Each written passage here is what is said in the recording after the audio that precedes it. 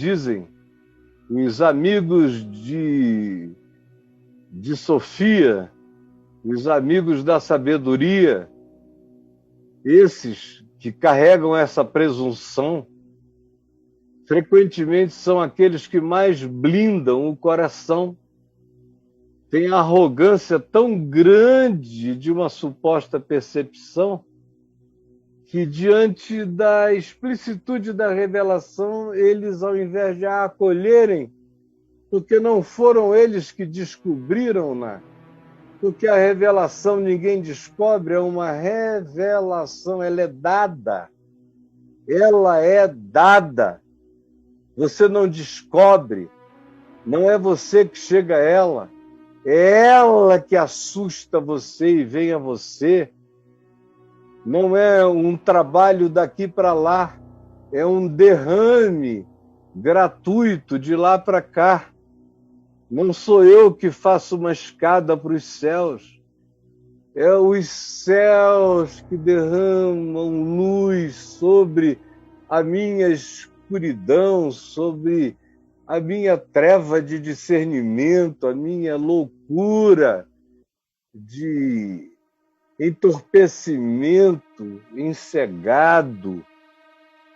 É tudo diferente. Por isso, os sábios têm uma dificuldade muito grande, porque o sábio normalmente carrega a vaidade de querer dizer que ele descobriu, ele entendeu, ele alcançou, ele discerniu, ele chegou lá.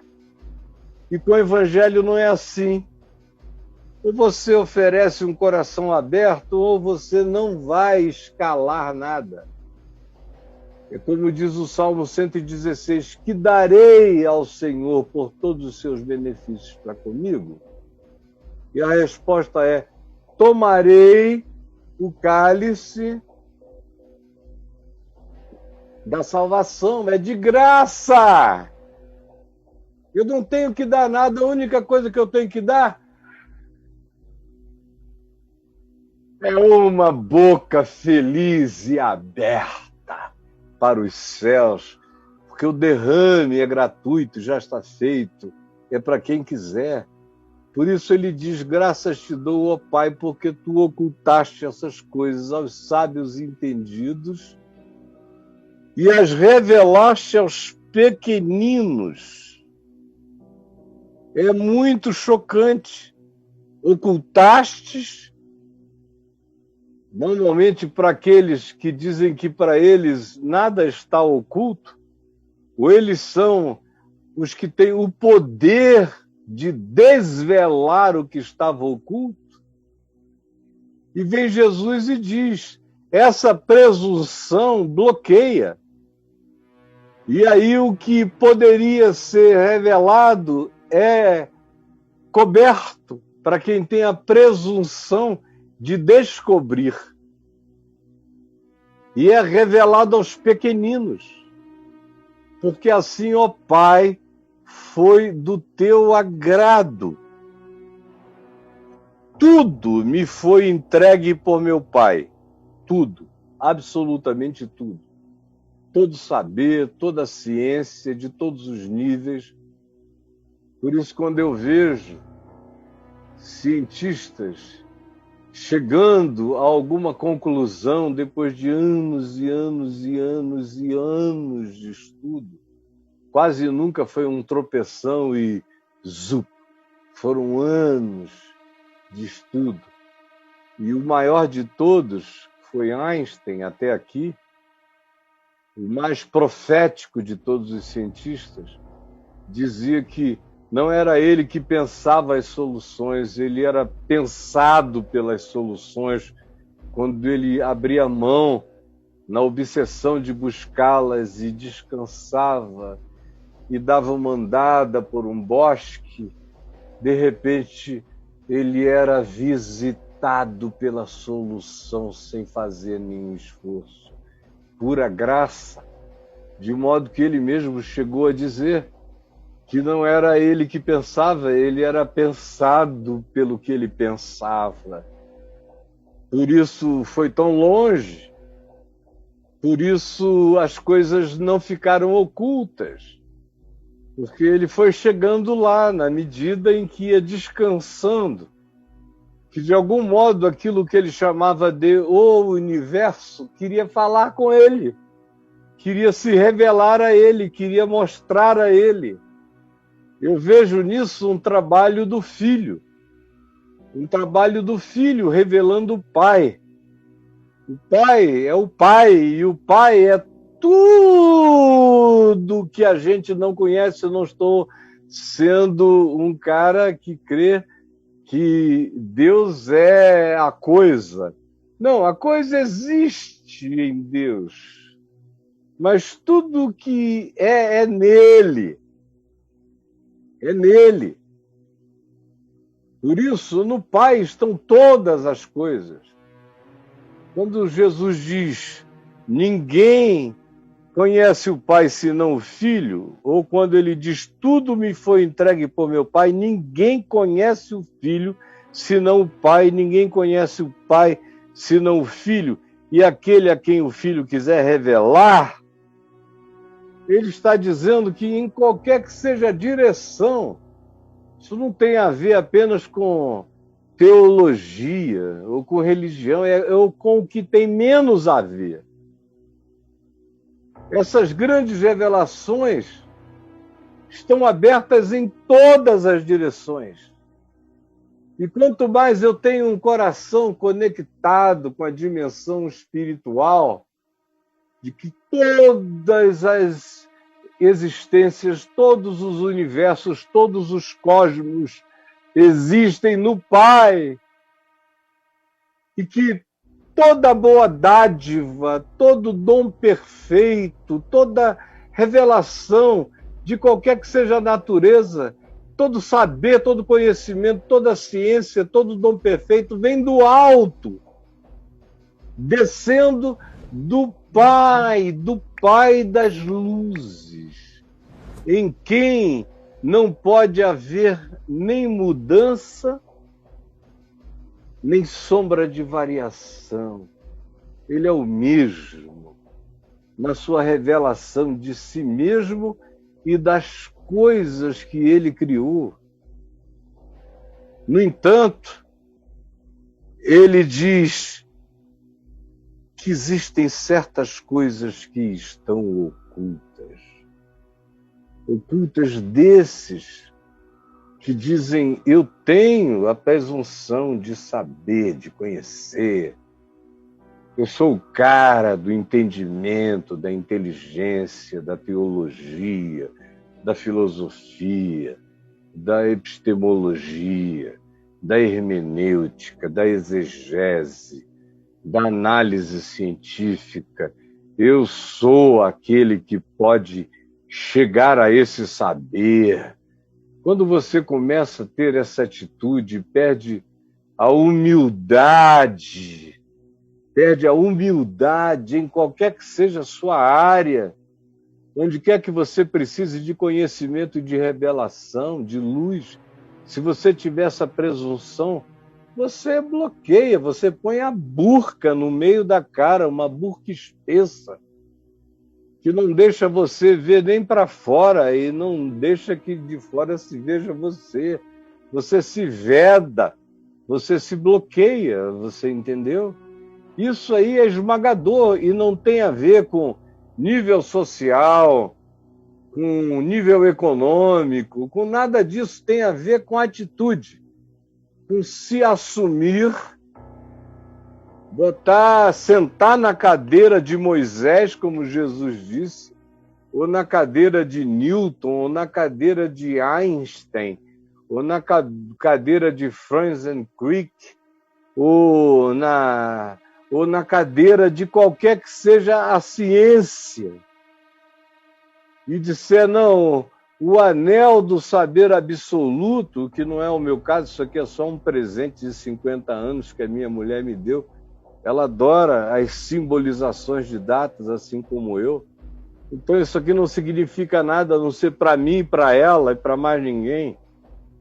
Mas o cara que pega e bota assim e diz, não, eu fui formado nisto, eu tenho esse saber, e perde a humildade, perde o humor de continuar sabendo quebrantado, perde o humus no qual a semente da sabedoria e da graça de Deus é fertilizada no seu ser, perde essa umidade que cria o bioma do crescimento da mente, do ser, onde tudo se desenvolve melhor, perde, portanto, a humildade. Tudo isso vem da mesma raiz de humus, de onde tudo é fertilizado.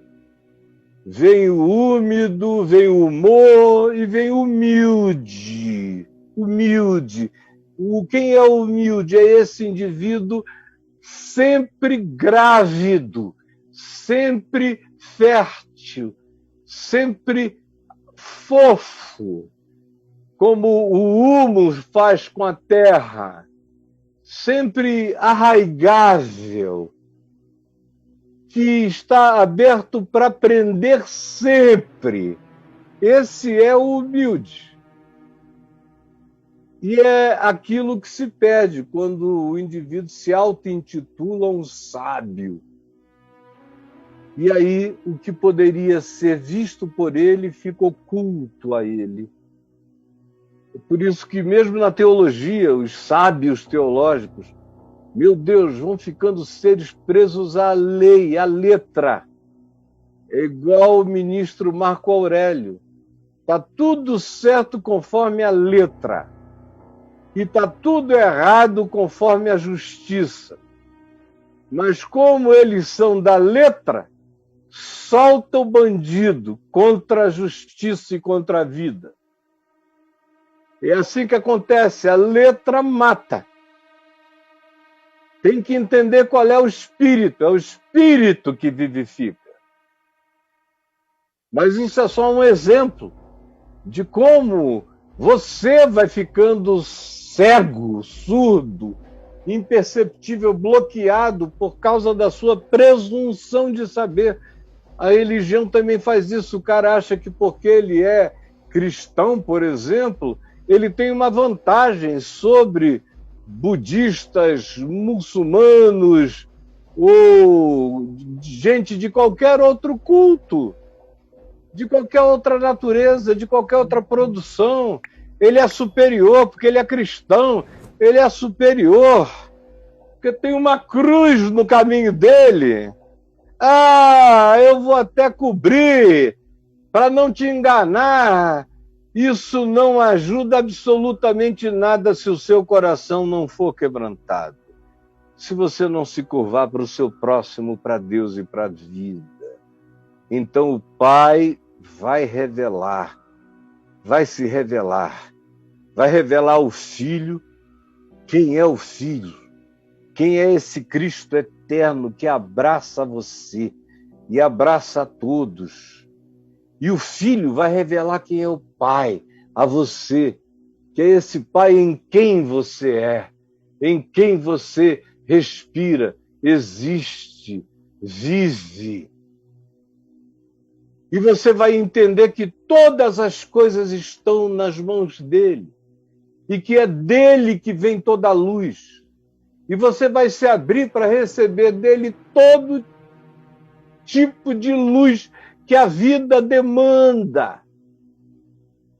Deus não tem nada a ver com religião e tem tudo a ver com o universo, com a criação, com a natureza. Foi um engano terem te dito que Deus estava e que ele tinha um conluio com a religião. Quem tem um conluio com a religião são os donos dela, os sacerdotes e os poderosos que a dominam. Deus, todavia, é Deus dos humanos, e dentre os humanos é o Deus dos quebrantados, dos humildes, dos ensináveis de coração, a quem ele se revela. E só a esses ele se revela. Portanto, não tem aqui nenhum tipo de preconceito de Jesus, dizendo, Deus não gosta de gente inteligente. Deixa de ser bobo, não é? Dá para parecer uma inteligência que como disse João Batista, tenha coragem de desatar as sandálias de Jesus. Einstein, quando encontrou Jesus, e foi logo beijando os pés de glória, e disse, bom, eu cheguei, eu encontrei a coisa única, eu encontrei a solução primal, eu encontrei a equação de tudo. Está aqui, nele tudo subsiste. Por quê? Porque no coração dele, ele sempre soube que tinha que se curvar a algo que era maior do que ele e que o pensava muito mais do que ele pensava nele. Foi o caso de Newton, que passava mais tempo orando do que calculando e fazendo cálculos matemáticos ou qualquer outra coisa. A matemática chegou quase como revelação e a física também. Em qualquer área a qual você se dedique, se dedicar com esse espírito, você vai explodir. Um ator, uma atriz que façam isso nesse espírito, nesse amor, vão encontrar pela primeira vez na vida a maior expansão do ser quando se deixarem guiar pelo Senhor das artes, pelo Senhor de todas as criações, pelo Senhor de todas as literaturas, pelo Senhor de todas as conclusões, pelo Senhor de todas as soluções. Então não há preconceito contra o rico em favor do pobre, não. Existe uma definição de que o arrogante e o soberbo de coração vão morrer secos. Porque diante de Deus não dá para chegar com soberba, com arrogância, com nenhuma forma de supremacismo de qualquer natureza. De qualquer natureza. Intelectual, teológica, filosófica, social, étnica, política, ideológica. Tudo isso chegou assim, não vai ver nada, vai morrer na escuridão.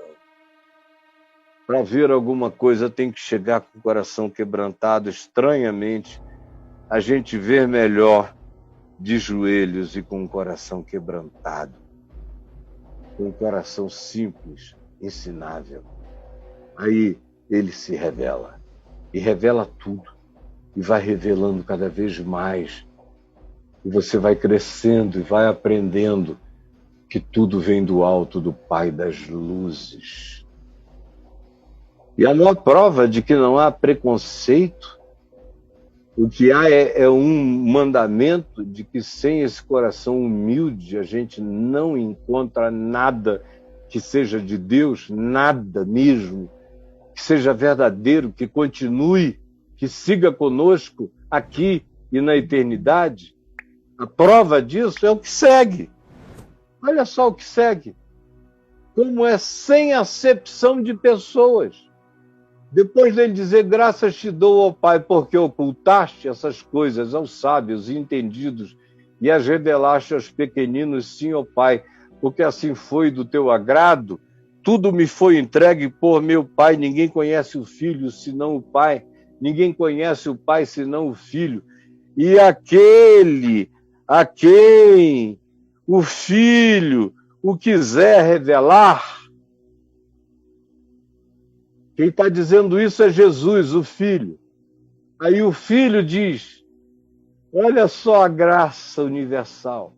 O Filho diz, vinde a mim, todos vós que estáis cansados, sobrecarregados, e eu vos aliviarei. Tomai sobre vós o meu jugo. Tomai sobre vós o meu jugo. E aprendei de mim. Aprendam comigo, sejam meus discípulos. Aprendam o Evangelho, só o Evangelho. Vocês não precisam de mais nada além do Evangelho. Para que essa dimensão inteira se abra para vocês, a chave que abre isso, aqui, aquela minha chave beduína, comprada em Jerusalém há tantos anos, para simbolizar apenas isso, e aprendei de mim. Esse aprender dele que abre todas as coisas. E aprendei de mim, porque eu sou manso e humilde de coração, e achareis descanso para as vossas almas, porque o meu jugo é suave e porque o meu fardo é leve. Então, não há preconceitos. O preconceito, quem tem, é só o preconceituoso, se aproximando de Deus, do próximo, porque o preconceito em relação a Deus é medido em relação ao preconceito quanto ao próximo. Você está pensando que o preconceito em relação a Deus é medido apenas quando um cara diz: eu sou ateu, eu sou agnóstico, mas isso é bobagem. E dizer que é ateu para um cara que não tem fé e que não teve revelação é até saudável.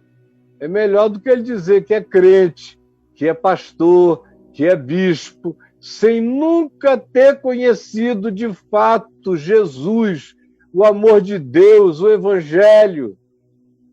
Isso aqui é pecaminoso, é blasfemo, é nojento, é arrogante.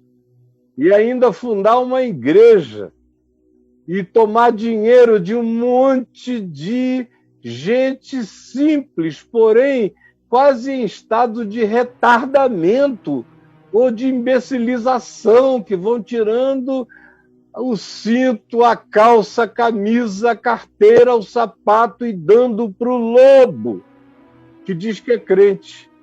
Para o ateu, o agnóstico, meu Deus, é só um cara que está sendo sincero.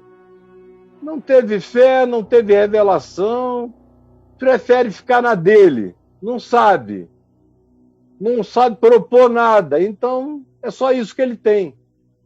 Agora, a grande nojeira para Jesus, ele nunca disse: ai dos gregos, ai dos filósofos.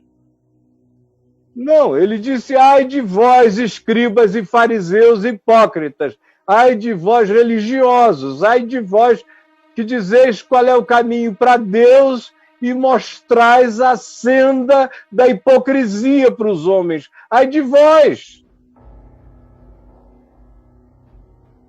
Então o preconceito é criado justamente por esse, que pensa e trata a Deus como se Deus fosse cego, surdo e mudo, como se Deus não visse, e trata o próximo mal, e fazem distinção entre pessoa e pessoa o tempo todo,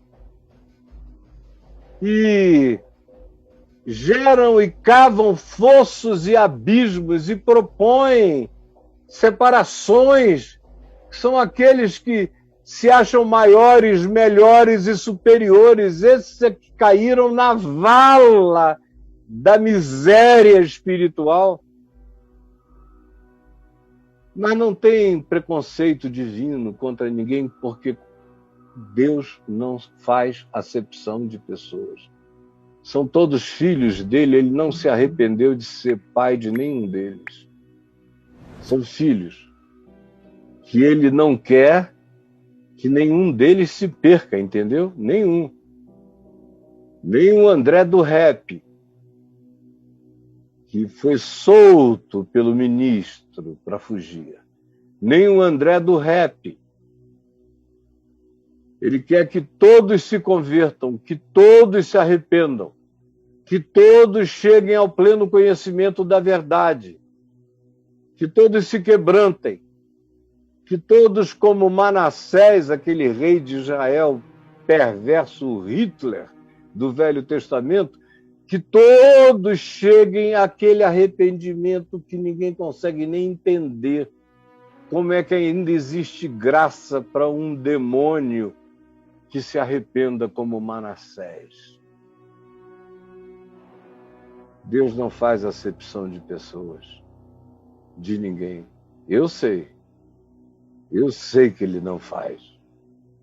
Eu vou morrer dizendo que ele não faz, porque eu sei que ele não faz acepção de pessoas. É por isso que aquele que disse, graças te dou, ó Pai, porque ocultaste daqueles que se ocultam, daqueles que se cegam, daqueles que se ensurdecem, daqueles que viram as costas, daqueles que se empedram de presunção. Mas, porém, em compensação, tu te revelas aos fracos, aos simples, aos oprimidos, aos desvalidos, que são, porém, sinceros de coração. Sim, ó Pai, porque assim foi do teu agrado. Vinde a mim, todos vós, simples, quebrantados, com coração humilde, desejoso de aprender, cansados, sobrecarregados. Ele diz, e eu digo em nome dele, porque eu sei que ele está fazendo isso agora. Agora, aí onde você está me assistindo. Em qualquer tempo, em qualquer hora, em qualquer lugar, em qualquer que seja o lugar desse planeta. Daqui a uns anos, eu vou dizer em qualquer que seja o seu lugar no espaço. Porque eu ainda serei assistido na Lua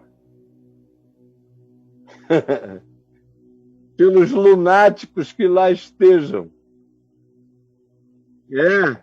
Eu ainda vou ser assistido onde vocês não podem nem entender. Eu sei que serei. Eu sei que serei. Essa palavra aqui não tem prazo de validade.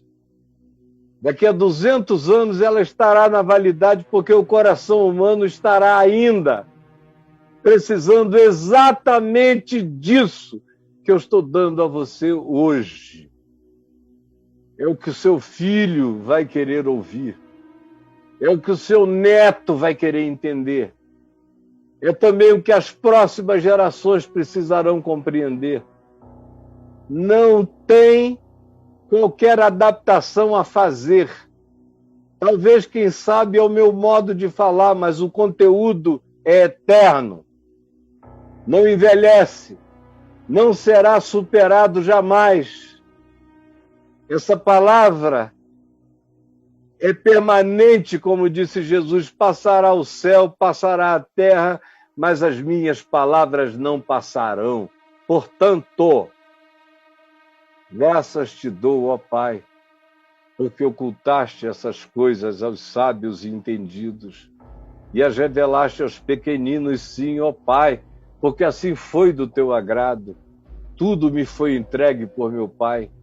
Ninguém conhece o Pai senão o Filho, ninguém conhece o Filho senão o Pai, ninguém conhece o Pai senão o Filho, e aqueles a quem o Filho quiser revelar. Vinde a mim, todos vós, os que estáis cansados e sobrecarregados de qualquer cansaço, de qualquer sobrecarga, de qualquer depressão, de qualquer medo, de qualquer pânico, de qualquer vontade de morrer, de qualquer tédio existencial esmagador. Vinde a mim todos vós que buscais, buscais, buscais e nunca achais. Só vinde a mim, venham, confiem, entreguem, só descansem em mim e o alívio será imediato. O alívio será imediato e eu vos aliviarei. Peguem o Evangelho, coloquem sobre si como uma canga, que vocês vão ver que o meu jugo é suave, os meus mandamentos não são penosos. Meu mandamento é: amai-vos uns aos outros assim como eu vos amei. Não são penosos. Só não gosta de amar quem é ruim demais. O mandamento é amar.